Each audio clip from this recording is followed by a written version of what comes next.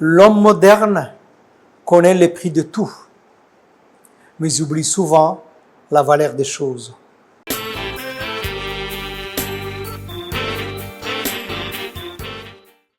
L'Afrique et Djibouti ont beaucoup à apporter à ce nouveau récit.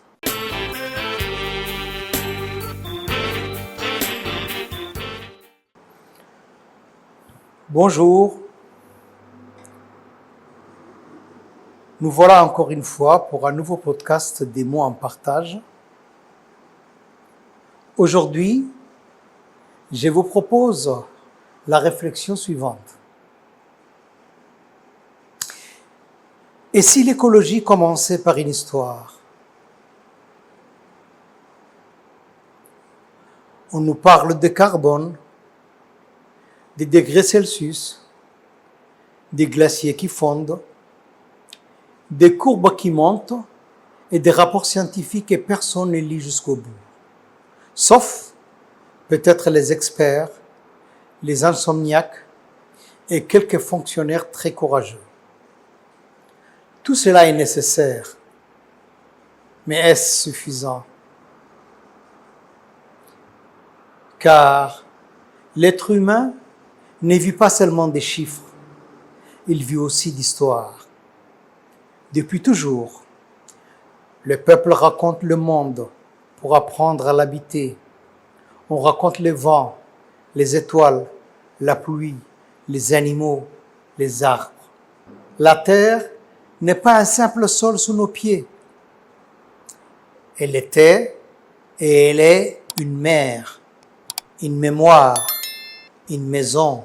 Comme le dit la sagesse africaine, un peuple sans mémoire est un arbre sans racines.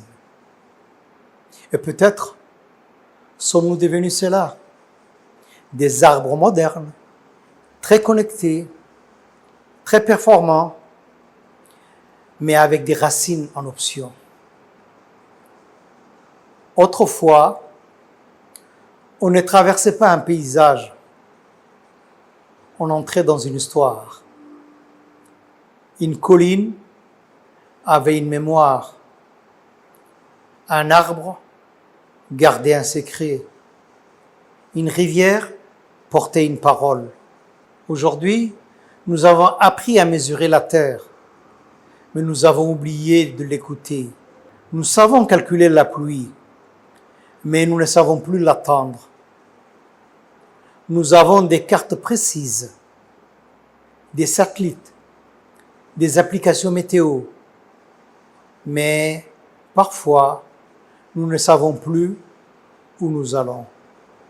L'homme moderne connaît le prix de tout, mais oublie souvent la valeur des choses. Il regarde la forêt et voit du bois. Il regarde la mer et voit un port. Il regarde le désert et voit un espace vide à optimiser. C'est très élégant, optimiser.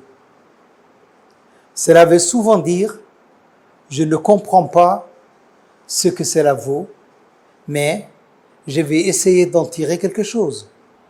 La forêt devient une source. La mer devient un potentiel économique. Le vivant devient une donnée.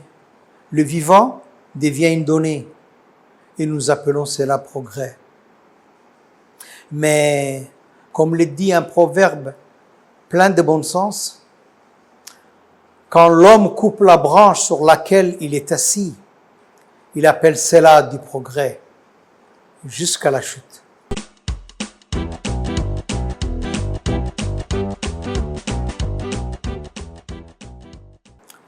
Le problème n'est donc pas seulement ce que nous faisons à la terre. Le problème est la manière dont nous la regardons. Nous ne l'écoutons plus, nous la gérons. Nous ne la respectons plus, nous la planifions. Nous ne la racontons plus, nous la transformons en tableau Excel. Autrefois, le soir, on s'asseyait autour du feu, sur une natte, et quelqu'un disait écouter et tout le monde écoutait. Aujourd'hui, quelqu'un dit écoutez et on lui répond attends, je termine ce message. Le griot a été remplacé par l'algorithme et il faut le reconnaître. L'algorithme raconte très bien les tendances, mais très mal la vie. Les contes, les proverbes, les paroles anciennes n'étaient pas des simples distractions. Ils apprenaient à vivre. Ils enseignaient sans donner de leçons. Ils guidaient sans faire la morale.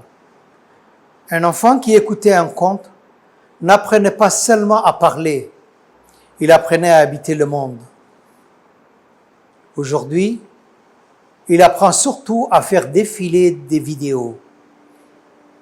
C'est utile, bien sûr, mais seulement si la vie devient un écran. Dans nos traditions africaines, la terre n'était pas silencieuse.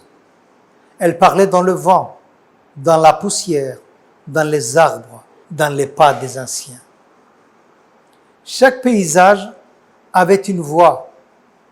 Chaque saison avait un sens. Chaque geste devait respecter un équilibre. Mais nous sommes devenus pressés, très pressés. Nous passons sans voir, nous avançons sans écouter. Nous courons même lorsque personne ne nous poursuit. L'homme moderne court tellement vite qu'il arrive parfois avant lui-même. Et dans cette course, le lien se défait. Le lien avec la terre, le lien avec les saisons, le lien avec le vivant. Nous ne reconnaissons plus toujours les chants des oiseaux, mais nous reconnaissons immédiatement la sonnerie de notre téléphone. Nous ne savons plus lire le ciel, mais nous savons lire les notifications. Progrès, sans doute. Mais progrès vers quoi? La question reste ouverte.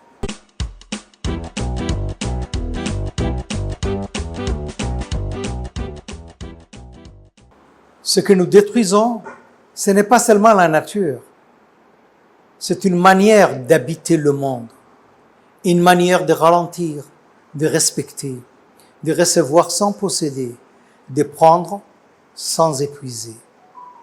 L'urgence n'est donc pas seulement de sauver la planète, elle est aussi de réapprendre à vivre avec elle. Et pour cela, nous avons besoin d'un nouveau récit. Car si vous voulez changer le monde, vous pouvez faire des lois, c'est utile. Vous pouvez faire des discours, c'est parfois nécessaire. Même si certains discours contribuent davantage au réchauffement de la salle qu'au refroidissement de la planète. Vous pouvez produire des chiffres, très bien. Mais si vous voulez changer les cœurs, il faut raconter une histoire. Les récits sont des boussoles invisibles. Ils façonnent nos imaginaires et nos imaginaires façonnent nos gestes.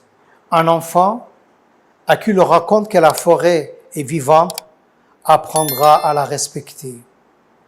Entre les deux, ce n'est pas seulement une histoire qui change, c'est un comportement, c'est un monde. On protège ce que l'on aime et l'on aime ce que l'on raconte. Si la mer devient un graphique, elle ne fait plus rêver. Si le désert devient un espace vide, il cesse d'être un maître de sagesse. Si l'arbre devient seulement du bois, il perd son âme. Mais raconter la mer comme une mère généreuse et parfois capricieuse, raconter le désert comme un vieux sage silencieux, raconter l'arbre comme un ancien debout depuis 100 ans, alors tout change. On ne détruit plus de la même manière. On hésite, on regarde, on écoute. C'est cela, l'écologie narrative. Changer la manière dont nous racontons le monde pour changer la manière dont nous y vivons. Un bon poème peut parfois faire plus qu'une rivière, qu'un rapport de 100 pages. Le rapport explique, le poème attache. Le rapport alerte, le poème réveille. Le rapport dit « Attention, danger ». Le poème murmure « Regarde, c'est vivant ». Et souvent, ce murmure va plus loin que les cris.